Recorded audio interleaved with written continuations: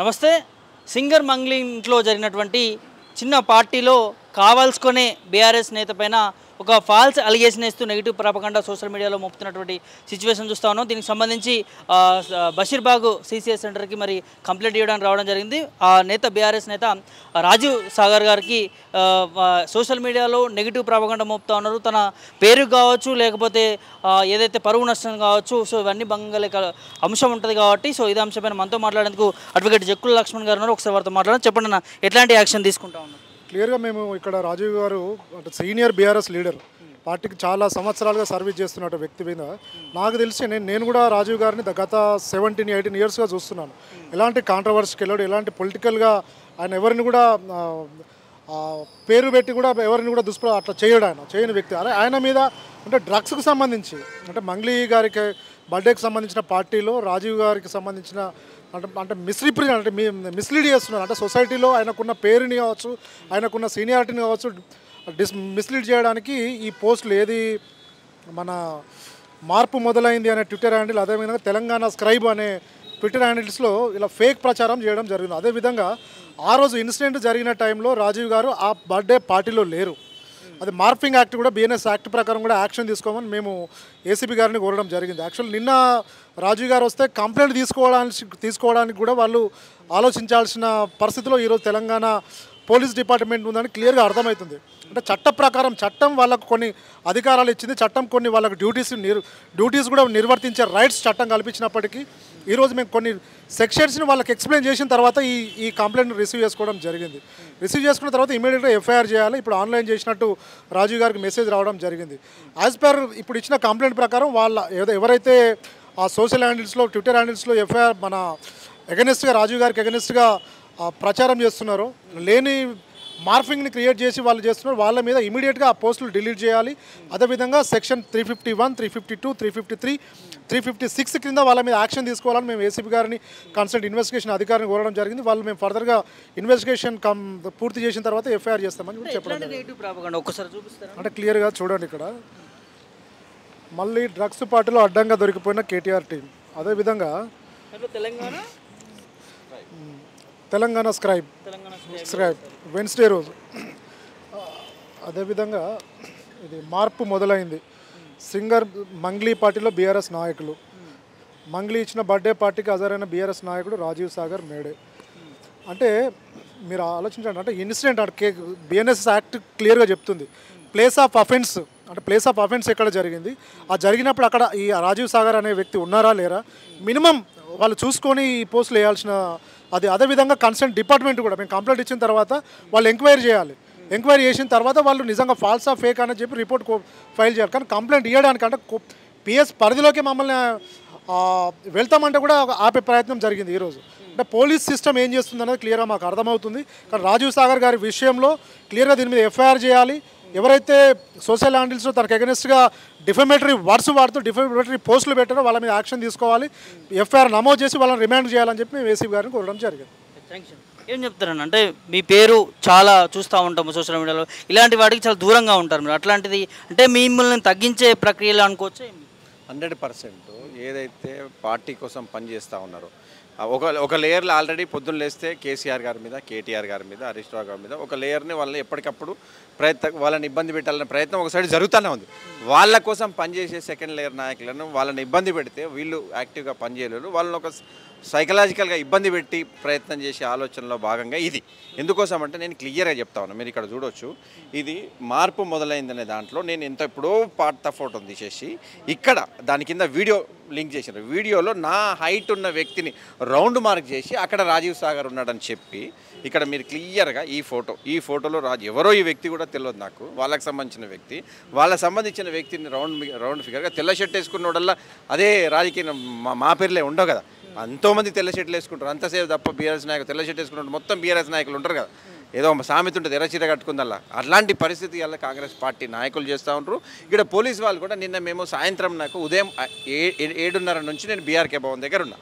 ఉదయం అయిపోయిన తర్వాత కేసీఆర్ గారు ఎప్పుడైతే తన వెహికల్కి అది కార్యక్రమం అయిపోయిన తర్వాత కమిషన్ అయిపోయిన తర్వాత బయలుదేరిన తర్వాత మేము వెళ్ళి భోజనం చేసి ఇంటికి పోయి కూర్చోగానే నాకు తెలిసిన మిత్రులు అన్న ఇట్లా మీద వీడియో లింక్లు వస్తున్నాయండి ఓపెన్ చేసి చూసి చూడగానే ఇమ్మీడియట్గా ఇది చూసి అరే ఏంది ఇది పరిస్థితి అని చెక్ చూసుకునేసరికి ఎవరిదో పైన ఫోటో ఉన్నది కింద నా ఫోటో యాడ్ చేసి ఇక్కడ నేనున్నాను.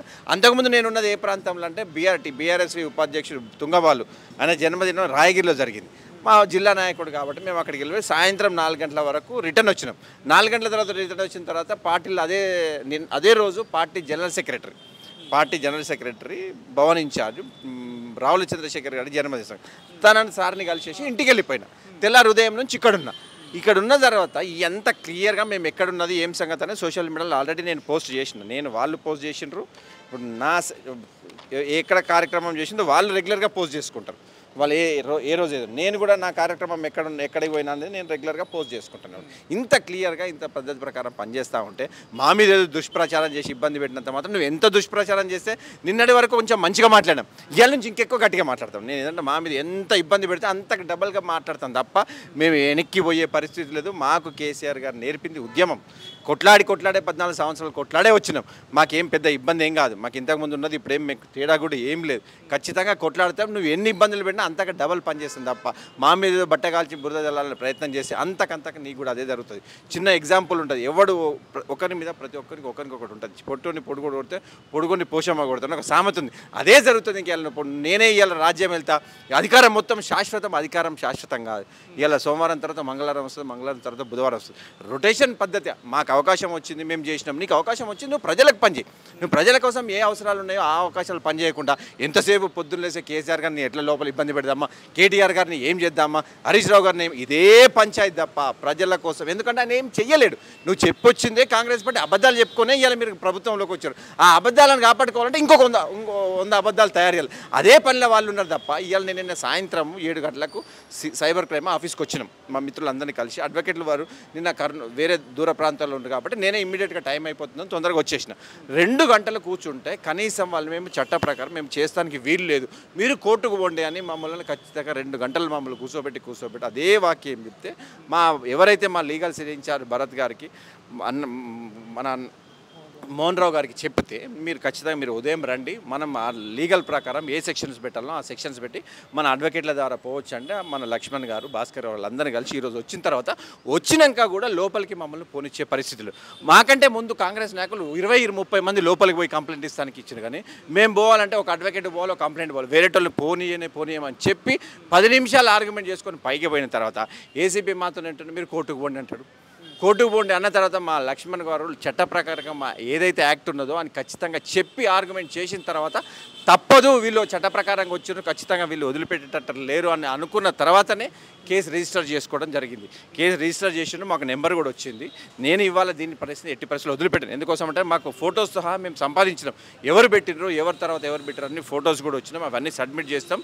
నేను సాయంత్రం 7 గంటల నుంచి 8 గంటల వరకు CCS ఆఫీస్లో ఉండగానే అదే సమయంలో తెలంగాణ స్క్రైబ్ ఇది వీళ్ళు చెప్తారు తెలంగాణ స్క్రైబ్ అదే ప్రాంతాల్లో నేను ఇక్కడ పోలీసు వాళ్ళ దగ్గర కంప్లైంట్ ఇస్తానికి వచ్చినప్పుడు ఆల్రెడీ మీరు ఇక్కడ చూడండి బీఆర్ఎస్ నేతలు మేడే కొనసాగ దామోదర్ రెడ్డి తదితరులు పోలీసుల అదుపులో ఉన్నారు అని నేను పోలీసు అదుపులో ఇవాళ మీ ముందు ఎట్లా మాట్లాడతా? నిన్న సాయంత్రం పోలీస్ స్టేషన్కి ఎందుకు పోతా? పోలీసు అదుపులో ఉంటే ఆల్రెడీ అరెస్ట్ అయిన వాళ్ళు ఆల్రెడీ పోలీస్ స్టేషన్ల దగ్గర ఉంటారు. అసలు కనీసం మంగ్లీ నన్ను గుర్తు కూడా పట్టదు. ఆమె పోనీ నన్ను ఎప్పుడు కూడా గుర్తుపడదు. మీరు ఈ అన్న తెలుసా అంటే కూడా ఆమె నాకు తెలియదని అంటది. ఎక్కడున్న పాటలు వినడం తప్ప ఆమెతో నాకు సంబంధం లేదు, అతను పరిచయం కూడా లేదు. నాకు ఎక్కడ కూడా బయట జరిగిన వ్యక్తిగతంగా నాకు పరిచయం కూడా లేదు. అలాంటి వాటికి ఎవరో తెల్ల షర్ట్ వేసుకున్నాను చూసి వాంటెళ్ళి బురద ఒక పద్ధతి ప్రకారం ఒక కుట్రపూరితంగా చేస్తున్నటువంటి పని ఇది. ఎంతసేపు పని చేయాలంటే రోజు పొద్దున లేసి ఇదే పనులు ఉంది తప్ప వేరే పని లేదు కాంగ్రెస్ పార్టీలకు. కాంగ్రెస్ పార్టీ హ్యాండిల్ని ఈ తెలంగాణ స్క్రైబ్ అంటే ఎంతసేపు వాని ఇష్టం వచ్చినట్టు మాట్లాడుతాడు, ఇష్టం వచ్చినట్టు. ఇలా మేము ఒక్కొక్క మెట్టెక్కుంటూ కొన్ని సంవత్సరాలు పార్టీకి పనిచేసి ఒక దళిత సామాజిక వర్గ నేతను నేను ఎంతో కష్టపడి ఈ స్థాయికి వచ్చినామండి. ఇలా రాత్రి పడేస్తా అంటే ఎవడు ఊకోడు. ఖచ్చితంగా వీడు ఎవడన్నా కానీ వీడు ఎంత దూరమైన వాడిని ఖచ్చితంగా నేను వదిలే సమస్య లేదు. Social media 100%. కానీ ఆ కాంగ్రెస్ సోషల్ మీడియా కాకుండా ఎందుకు అవసరం? మేము ఎక్కడ పోతున్నాం నిమిషానికి అసలు ఏం జరగకముందే వాడికి డిసైడ్ ఇది ఎట్లా డిసైడ్ చేస్తాడు బ్రదర్? ఇలా పోలీస్ అదుపులో ఉంటే నేను నీ ముందు ఎట్లా మాట్లాడతా? పోలీస్ అదుపులో ఉంటే నేను ముందు ఎట్లా మాట్లాడు? నేను ఒకటి మీరు లేని సిచ్యువేషన్ని కల్పించి చెప్పారు, దాంతోపాటు అదుపులో ఉన్నారని చెప్పి ఇంకో కుట్ర చేసి నేనేమంటున్నా వాళ్ళకి ఎంతసేపు బట్ట కాల్చి మీదేసి బదనాం చేయాలి అంతే తప్ప ఎంతసేపు. ఎందుకంటే వాళ్ళు వచ్చిందే ఆ అధికారంగా వచ్చారు. అట్లా అబద్ధాలు చెప్పి ఇస్తామని మేము ఇచ్చేదానికంటే మేము ఎక్కువ ఇస్తామని చెప్పి ప్రజలను ఇబ్బంది పెట్టి ప్రజలకు మాయమాటలు చెప్పి మభ్యపెట్టి ప్రజలను మోసం చేసి ఇలా అధికారంలోకి వచ్చింది. వాళ్ళ నాయకుడు ఎట్లుంటారో కింద వాళ్ళందరూ అట్లా ఉంటారు. నీ ఆలోచన విధానం కేసీఆర్ గారు ఆలోచన విధానం ఎట్లుంటుందో కింద పనిచేసే ఆ పార్టీ నాయకులు కూడా అదే విధంగా పనిచేస్తాం. వాళ్ళ నాయకుడు ఎట్లుంటాడు, పొద్దున్న లేసి అబద్ధాలు చెప్తాడు. మొన్న భువనగిరి పోయిండు. భువనగిరిలో మా జిల్లాలో అంతకుముందు లాస్ట్ లక్ష్మీనరసింహస్వామి దగ్గర మొక్కు పెట్టి చెప్పిండు, ఇది అయిపోగానే వీడికి వచ్చి చెప్తున్నా, మీ మీద సాక్షి దేవుని మీద ఒట్టు పెట్టి చెప్తున్నా, రైతు బంధు పోగానే ఆగస్టులు వేస్తాడు. నిన్న పోయిండు బసవాపూర్ ఓపెన్ చేస్తానికి. అసలు కాళేశ్వరం నీళ్ళే రావంటారు. కాళేశ్వరం నీళ్ళు ఓపెన్ చేసేదే అక్కడి నుంచి వస్తున్నాయి. అట్లాంటి ముఖ్యమంత్రి తెలంగాణకు రావడం దౌర్భాగ్యం. తెలంగాణ ప్రజలు ఇలా ఎక్కడికి పోయినా తెలంగాణ ప్రజలు అయ్యా ఏమైనా అవకాశం ఉంటే ఓటేయచ్చా అని అడుగుతున్నారు, మార్చొచ్చా అని అడుగుతున్నారు. అలాంటి పరిస్థితి తీసుకొచ్చిన వ్యక్తి ముఖ్యమంత్రి. ఇవాళ ఎంతసేపు, ఇవాళ 48వసారి ఇక ఢిల్లీకి పోవాలి. కనీసం నీ దగ్గర ఉన్న శాఖలు మార్చుకునే అధికారం కూడా నీకు ఇవ్వలే మీ అధిష్టానం. శాఖలు మార్చుకునే పరిస్థితి కూడా నీకు ఇవ్వని ముఖ్యమంత్రి ఎందుకోసం ఉన్నాడు, ప్రజలకు ఇంకేం చేస్తాడు నాకైతే అర్థం కాలేదు. సామాన్య ప్రజలకి ఇప్పుడు మీరే అంటే ఒక ప్రజాప్రతినిధిగా ఉన్నారు, మీరే కంప్లైంట్ ఇవ్వడానికి పోతే అడ్వకేట్ కావాలని చాలా కారణాలు చెప్పారు.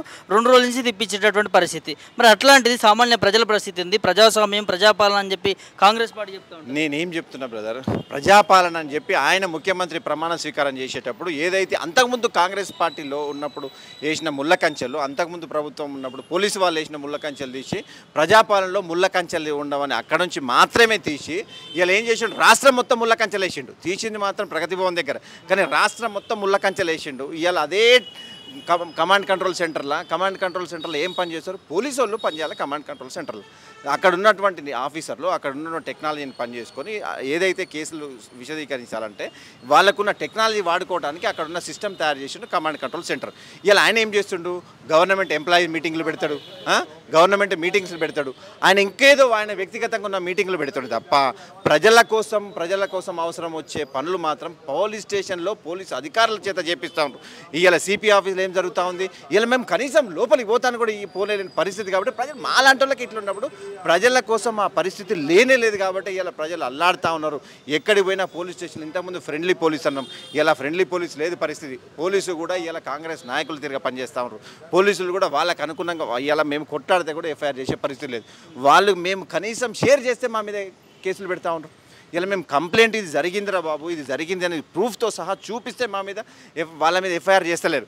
అదే మేము బీఆర్ఎస్ పార్టీ నాయకులు వాళ్ళు పెట్టిన ప్రచారం దానికి వ్యతిరేకంగా పోస్టు పెడితే షేర్ చేస్తే కూడా ఇవాళ పోలీస్ స్టేషన్లో తీసుకుపోయి ఒక్కొక్కరి మీద 15 నిన్న దిలీప్ గారు చూడొచ్చు, ఆయన నిర్మల్ నుంచి బయటికి రాగానే ఇంకొక కేసు పెడతా ఉన్నారు. ఇవాళ ఎంతోమంది క్రిషాంక్ కానీ ఇంకెంతోమంది సోషల్ మీడియా నాయకులు కానీ ఎంతోమంది కూడా ఇలా వాళ్ళ మీద ఎప్పుడు పోస్ట్ పెట్టగానే అరెస్ట్ చేస్తా ఉన్నారు. అరే మేము ప్రూఫ్తో పెడితే కూడా మమ్మల్ని అరెస్ట్ చూపించే కనీసం ఎఫ్ఐఆర్ చేసే పరిస్థితి లేదు తెలంగాణ రాజ్యంలో. ప్రజాస్వామ్యం కాపాడుతున్న 7వ గ్యారెంటీ కూడా ఇస్తున్నామని చెప్పారు కదా, మరి ఇదేనా 7వ గ్యారెంటీ? ఏం గ్యారెంటీ?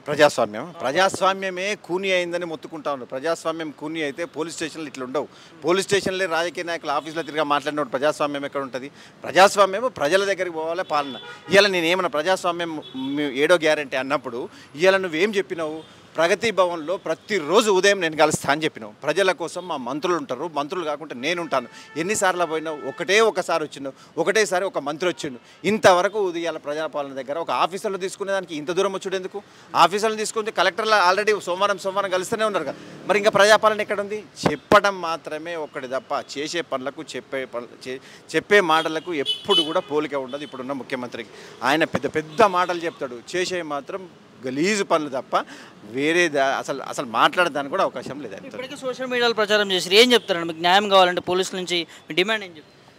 100% మార్పు మొదలైంది అనే హ్యాండిల్, అదేవిధంగా తెలంగాణ స్క్రైబ్ వాళ్ళు, నేను ఒక వ్యక్తిగా నాకు హక్కులను భంగం కలిగించారు కాబట్టి, నా ప్రాథమిక హక్కు కాబట్టి నేను కంప్లైంట్ చేసిన. ఖచ్చితంగా వాళ్ళని పట్టుకోవాలి. చట్టం ఏ విధంగా అయితే ఉన్నాయో అవన్నీ కూడా వాళ్ళకి వర్తింపజేయాలి. ఇది నాలాంటికి ఇట్లా జరిగినప్పుడు ఇంకెంతోమందికి ఇట్లా జరిగి ఇబ్బంది పెడతారో ఖచ్చితంగా చట్టం శిక్షించాల్సిందే. చట్టం శిక్షించేంత వరకు నేను కొట్లాడతాను. Thank you. ఇది పరిస్థితి. ఖచ్చితంగా ఎవరు అయితే ఇది దుష్ప్రచారం చేశారో వాళ్ళపైన యాక్షన్ తీసుకోవాలంటూ కూడా మరి రాజీవ్ సాగర్ గారు చెప్తా ఉన్నారు. మరి చూడాలి పోలీసులు ఎట్లా దీన్ని ముందుకు తీసుకుపోతారు. కావాల్సుకొని మరి ఎక్కడో సంబంధం లేని దాంట్లో ఇరిగించే ప్రయత్నం చేశారు. ఆల్రెడీ సోషల్ మీడియాలో కూడా ప్రచారం చేసే ప్రయత్నం చేస్తూ ఉంది. దీని వెనుక ఖచ్చితంగా కాంగ్రెస్ పార్టీ సోషల్ మీడియాలో ఉందంటూ కూడా మరి బీఆర్ఎస్ నేత రాజీవ్ సాగర్ గారు చెప్తా ఉన్నారు. మరి చూడాలి నిజంగానే యాక్షన్ తీసుకుంటారా. మరి ఒకవైపు ప్రజాస్వామ్యం ప్రజాపాలన మాది అంటూ చాలా గొప్పగా చెప్తూ ఉంటుంది ప్రభుత్వం. మరి ఇట్లాంటి వాళ్ళకే జరుగుతుంటే సామాన్య వాళ్ళ ప్రజల పరిస్థితి ఏందనేది ఒకసారి ఆలోచించుకోవాల్సినటువంటి అవసరం ఉన్నది. మరి ఏదైతే చేసినటువంటి ఈ అంశం నెగిటివ్గా ప్రాపగండా చేసి తన ఇమేజ్ని దెబ్బతీసే పరిస్థితి, డ్రగ్స్ విషయంలో ఎట్లాంటి సంబంధం లేనటువంటి నేతకి అండగట్టే ప్రయత్నం కాంగ్రెస్ సోషల్ మీడియా చేస్తూ ఉందంటూ వారు కొన్ని వాస్తవాలు కూడా మనం చూపెట్టడం జరిగింది. కొన్ని ఏవైతే ట్విట్టర్ హ్యాండిల్ కూడా మీడియా ముందుకు చూపెట్టడం జరిగింది. మరి ఎట్లా యాక్షన్ తీసుకుంటారు అనేది వేచి చూడాల్సిన అవసరం ఉంది. Video journalist Prabhakar Reddy, Hyderabad.